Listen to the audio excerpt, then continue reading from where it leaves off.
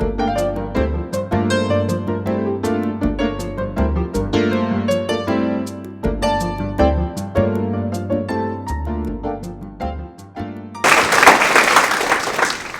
everyone, and thank you for the opportunity to join this illustrious panel. It was really great to follow Joyce. I was sitting there listening to you, and I actually took my first ever data center tour just yesterday, so terms like PUE mean a lot more to me now. First Solar is actually going to be building 350 megawatts of solar plants next year that are just going to be dedicated to the renewable energy needs of Apple and Switch, a data center provider. So I think with companies like Google increasing their commitments to renewables, the types of activities that I'm going to be talking about today in my presentation we'll hopefully see more and more of them as we see these commitments go forward. So I don't have any slides, and I'm just going to be talking about kind of my experience as a renewable energy project developer. So if you want to imagine some slides, just kind of imagine some wind turbines over here and like a solar plant over here. I get asked the question, how on earth did you end up being a renewable energy project developer of all things? That's not the kind of thing that, little kids in the 80s run around and say, oh, I want to be that when I grow up, like astronauts or ballerinas. So I actually got to see some wind turbines and solar plants in action when I was down the road at Stanford. And I was kind of at an impressionable age, and so I kind of always had that hunger to get out and kind of play with these cool new technologies. After a few years of consulting after college, which made me realize I do not have the temperament to be a consultant for any length of time, I somehow managed to convince a wind development company to hire me. Now, at the time, I had no idea what I was getting into, and I definitely had no idea what was involved in actually getting a wind plant built. Shortly after I got the job offer, I got a pretty ominous call from my future employer. He gave me a call because he wanted to let me know two things. He wanted to let me know that our European partner had lost their US tax appetite. At the time, I had no idea what that meant, but it didn't sound good. What that meant was that they would no longer be funding our development activities.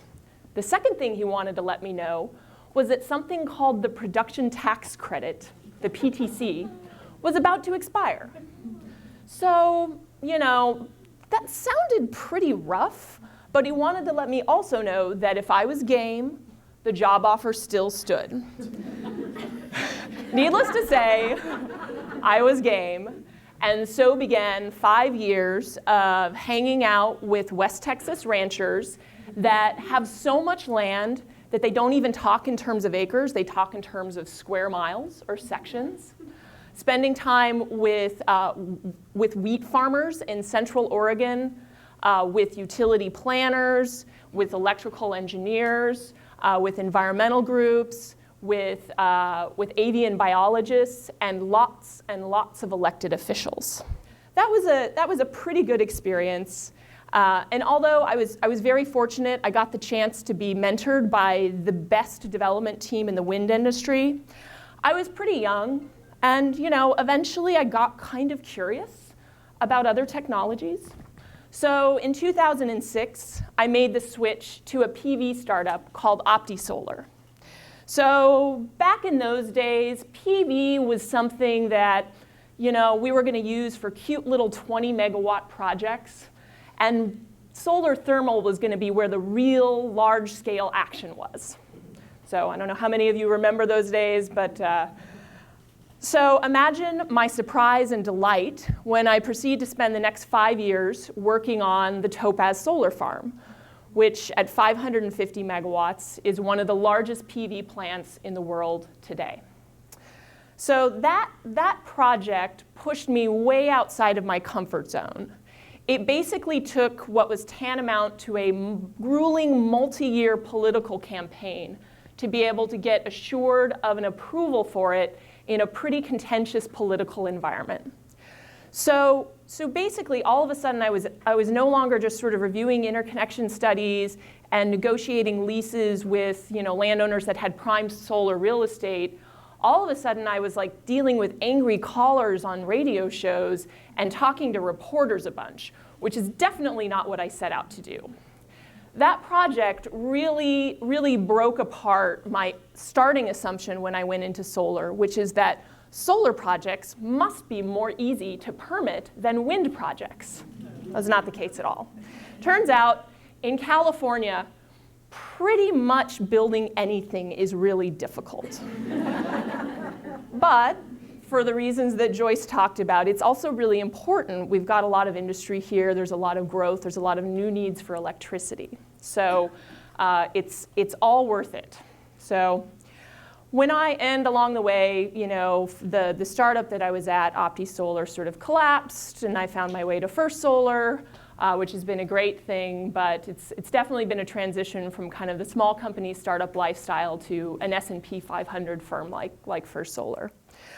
So when I look back on my career, I kind of have two different states of being that predominate my recollections. The first is being alone for long stretches of time in very remote, very unglamorous places. And that's just something that goes with the territory. It's not a surprise.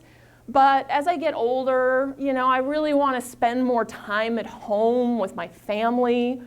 We just bought a house and stuff, so it's kind of something to bear in mind. We also just bought a house, right before for those of you that heard about that follow this, the ITC, the investment tax credit for solar, is going to be expiring at the end of 2016. And when I was in wind power, we went through several different cycles of the PTC expiring, and the world did not end somehow. So I'm trying to remind myself of that as we're making mortgage payments, getting closer and closer to this solar ITC cliff. So, first thing is just kind of being out there, in really remote areas on my own, talking to different folks. The sort of second state of being that I really sort of associate with the first 15 years of my career is being the only woman in the room. And this is kind of a puzzle, right? Solar is a new industry. It's created hundreds of thousands of jobs very quickly. So why should it be dominated by any sort of old boys network? And there shouldn't be any kind of glass ceiling hovering above it.